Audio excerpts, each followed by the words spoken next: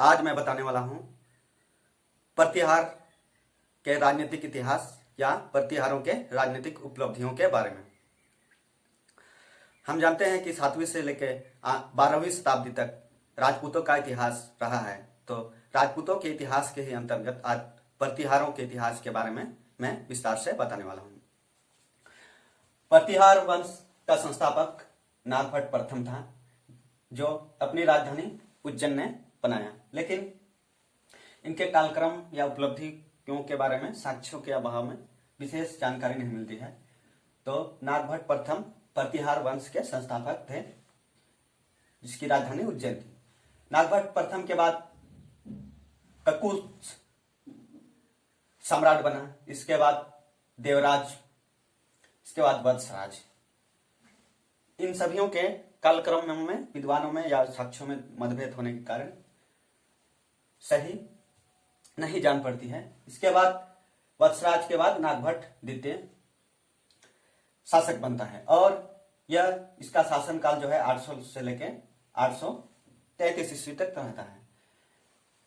विभिन्न साक्ष्यों में या स्रोतों में कालक्रम में भिन्नता देखने को मिलती है, लेकिन मान्यता है कि 800 से लेकर 833 ईस्वी तक शासन रहा नागभट्ट द्वितीय का, और यह प्रथम शक्तिशाली शासक हुआ प्रतिहार वंशियों के अंतर्गत। इसकी राजनीतिक उपलब्धि के बारे में देखते हैं।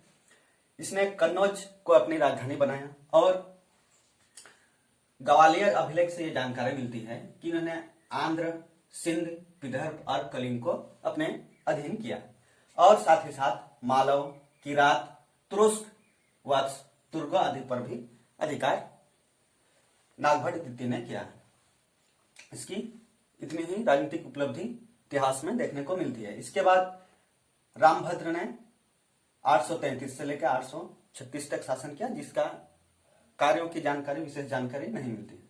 इसके बाद मिहिर भोज जो 836 से लेकर 885 ईस्वी तक शासन किया, यह प्रतिहारों में सबसे शक्तिशाली सम्राट हुआ और इसने अपनी पराक्रम से साम्राज्य को सुदृढ़ किया। इसके बाद साम्राज्य विस्तार की नीति अपनाई। इस प्रकार देखते हैं कि मिहिर भोज प्रतिहारों में सबसे महत्वपूर्ण और सबसे शक्तिशाली सम्राट हुआ।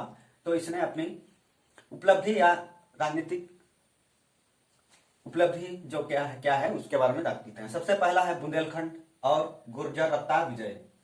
इसकी जानकारी वराह ताम्रपत्र से मिलती है और इसने गुर्जर रत्ता विजय जो है 843 में की है। दूसरा उपलब्धि है गोहिल और कलचोरियों का विजय। गोहिलों के विजय के बारे में 400 अभिलेख से ज्ञात होती है और कलचोरियों के बारे में जो है कहला अभिलेख के से जानकारी प्राप्त होती है। कुलचोरियों के शासक जो है गुड़ा बोधिदेव को इन्होंने जमीन दी थी, यह कहला अभिलेख में मिलता है। इसकी जानकारी कहला अभिलेख में मिलता है। इस प्रकार देखते हैं कि यह गुणिन बोधिदेव जो है और मिहिर भोज का सामंत हुआ। तीसरा है कि दक्षिणी राजपूताना विजय।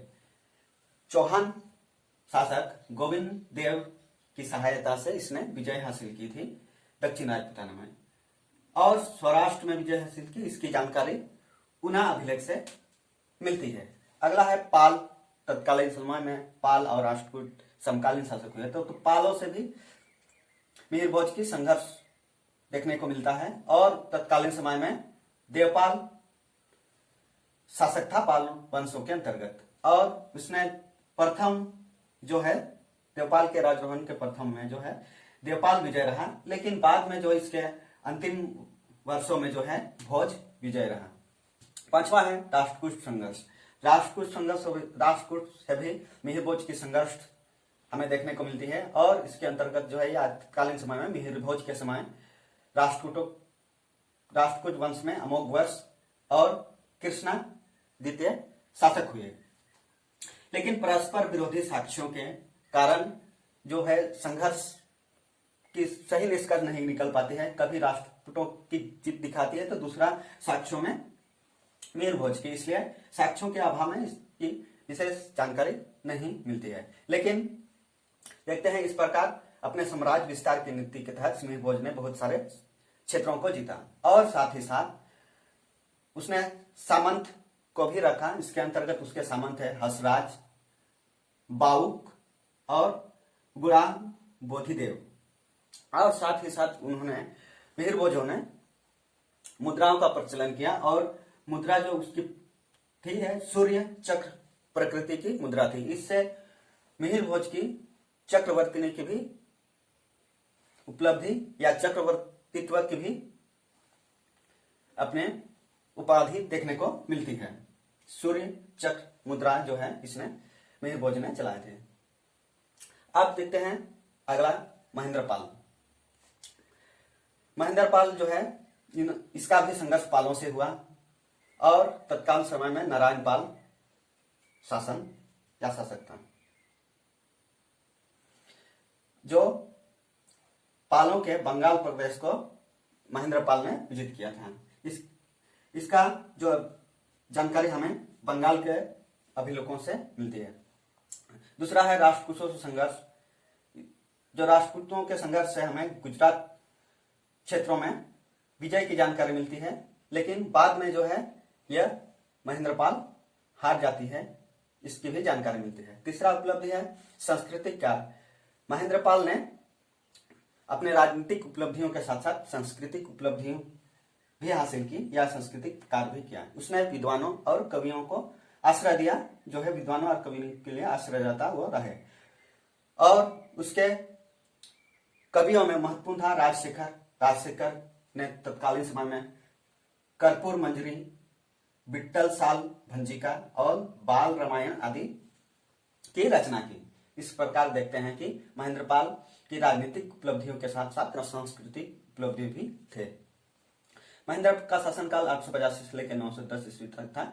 इसके बाद भोज द्वितीय शासक बना, जिसका शासनकाल 910 से 912 ईस्वी रहा। इसकी भी कोई विशेष जानकारी इतिहास में नहीं मिलती है। तत्पश्चात महिपाल प्रथम शासक बना, जो 912 से लेकर 945 ईस्वी तक इसका शासनकाल रहा।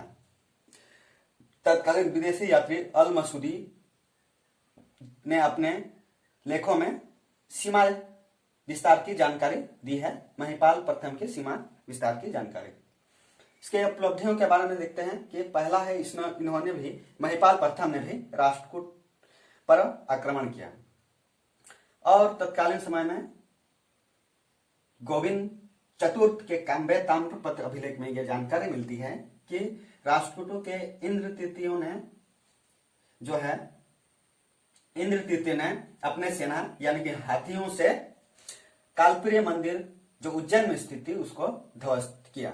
इस प्रकार देखते हैं कि महिपाल प्रथम के समय जो है राष्ट्रकूट शक्तिशाली हुए थे और महिपाल को अपने क्षेत्र में हानि उठानी पड़ी। इसके बाद दूसरा देखते हैं महिपाल प्रथम के विजय के बारे में। राजशेखर जो तत्कालीन कवि था वो अपने पुस्तक जो है प्रचंड पांडे में ये उल्लेख करते हैं कि महिपाल ने मुरलो को झुका दिया। मुरलो जो है केरल के नदी तट के क्षेत्र में रहने वाला शासक थे, तो मुरलो को झुका दिया।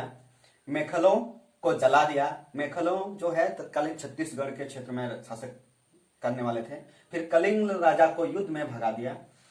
साथ ही साथ केरल राज का अंत किया और कुलुतों को जीता। कुलुतो जो है केरल के आसपास के रहने वाले थे और दक्षिण के कुंतलों पर भी यह कुल्हाड़ी सा काम किया। इस प्रकार का उल्लेख राजशेखर के प्रचंड पांडव में मिलता है। साथ ही साथ रामठो राज पर या रामठो राज को छीना, इसका उल्लेख राजशेखर के प्रचंड पांडव में मिलता है।